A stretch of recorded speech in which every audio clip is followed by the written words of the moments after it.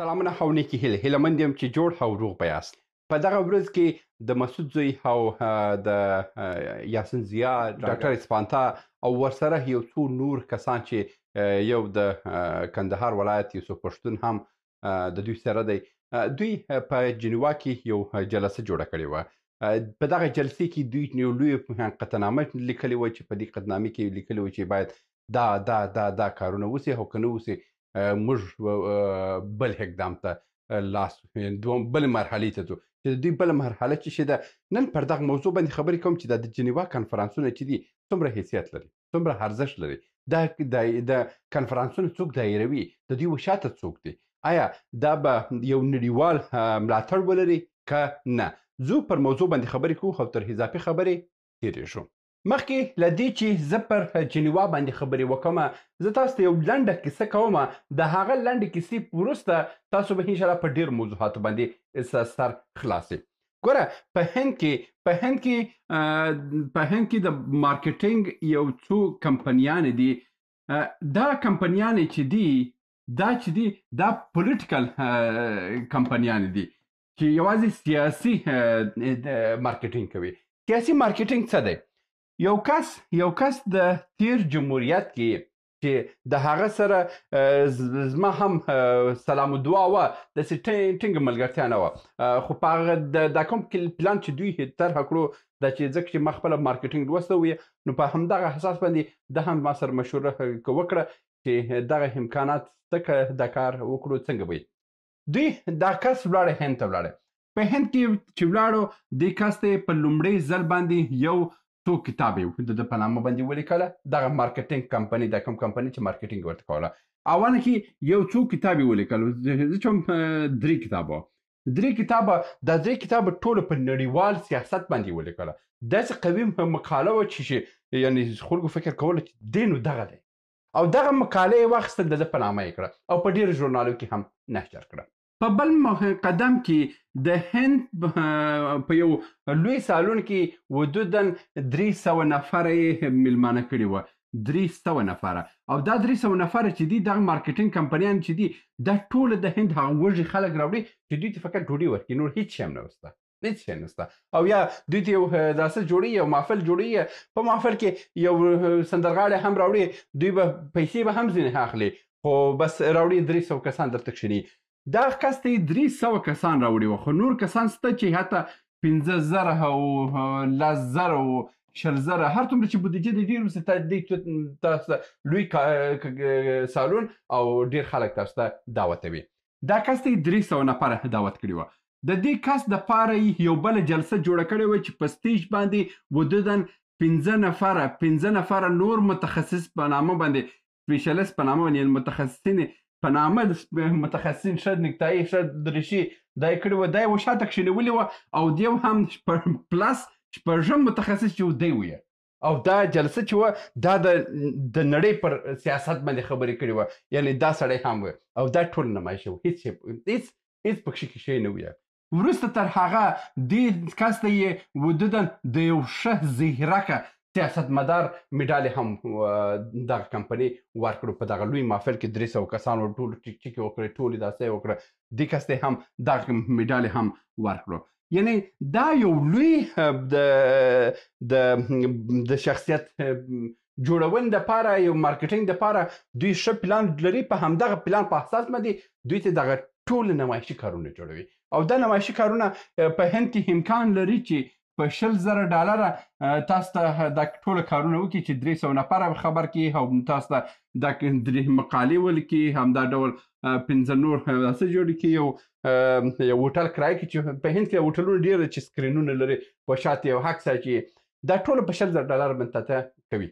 نو دا په جمهوریت کې دا کارونه ډېر خلکو وکړه، ډېر خلکو دا کارونه وکړه، او په همدغه ادرس باندې راغله معینان سوه، وزیران سوه یا سفیران سوه، دا کارونه یې وکړه. یعنې $10,000 یې ولاړه په هند کې مارکیټینګ وکړو، او دغه مارکیټینګ ادرس یې راوړو په جمهوریت کې، او ځان ته یې وظیفه ونیوله، او د هغه وظیفې د ادرس یې شاید لکونه ډالره بیا پیدا کړي واوسي. دغه کار ته پولیټیکل مارکیټینګ وایي. پولیټیکل مارکیټینګ یعنې سیاسي بازار موندنه. اوس راځو پر داسه باندې په جنیوا باندې.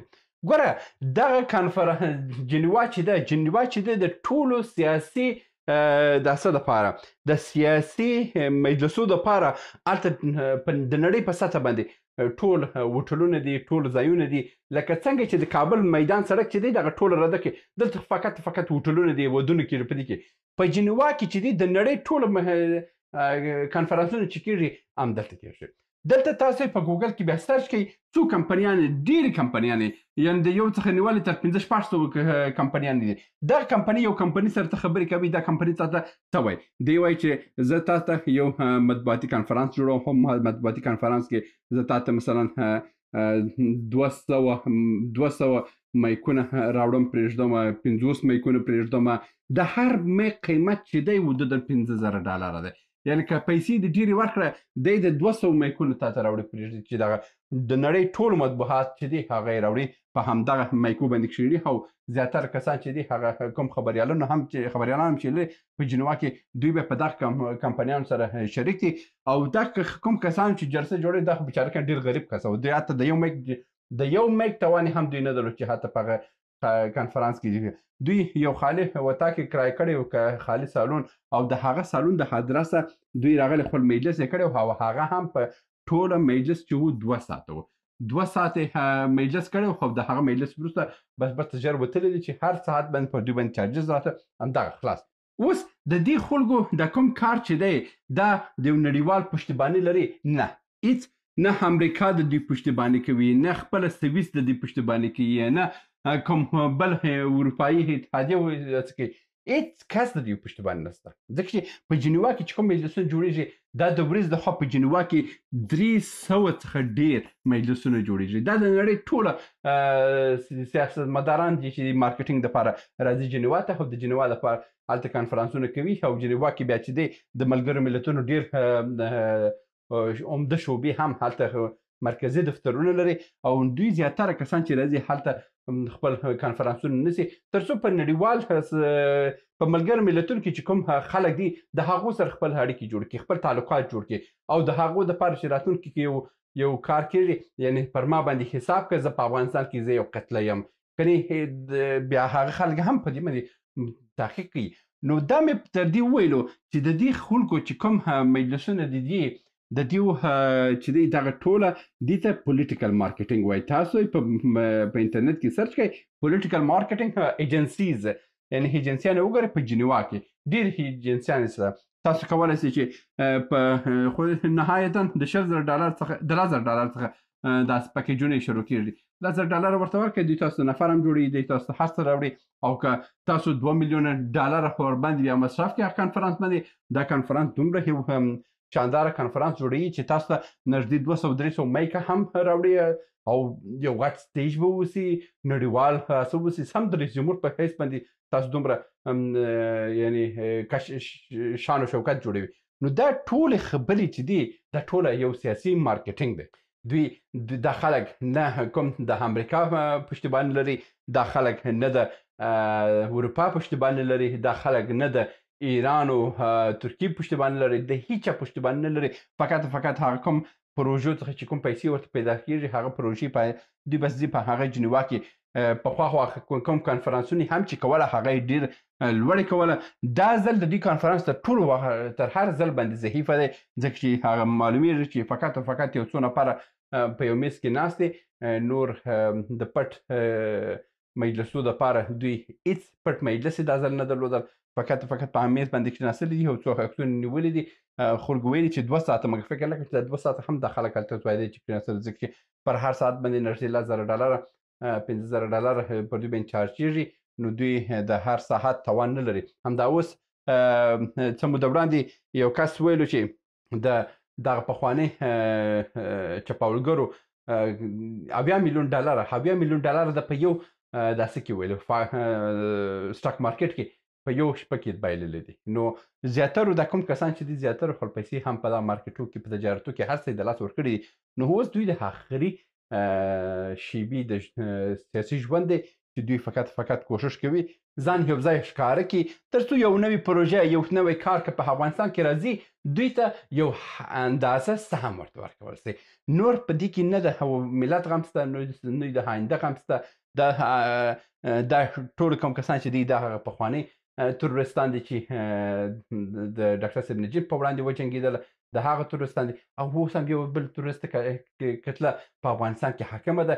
د دې او د هغو هیڅ فرق نشته. دا اوسني کسان چې حاکمه دي لا بهتره او باعزتره او بغیرتره دي. د خلکو سره خو هیڅ هم نه وه. دا د جنیوا پر مجلسونو باندې یو لنډه ویډیو. هیله مند یم چې تاسو هم یو څه معلومات د دغه جنیوا مجلسونو په هکله باندې د چټ جی پي ټي څخه وکئ، ګوګل کې وکئ.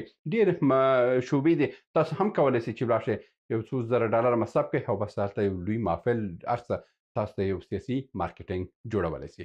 دا و د نن ورځې ویډیو. هیله مند یم چې یو څه مو ترلاسه کړی اوسئ. تر بیا هم په الله سپارم. سلامونه.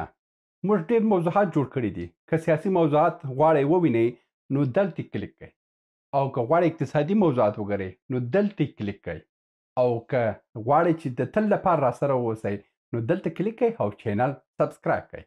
مننه.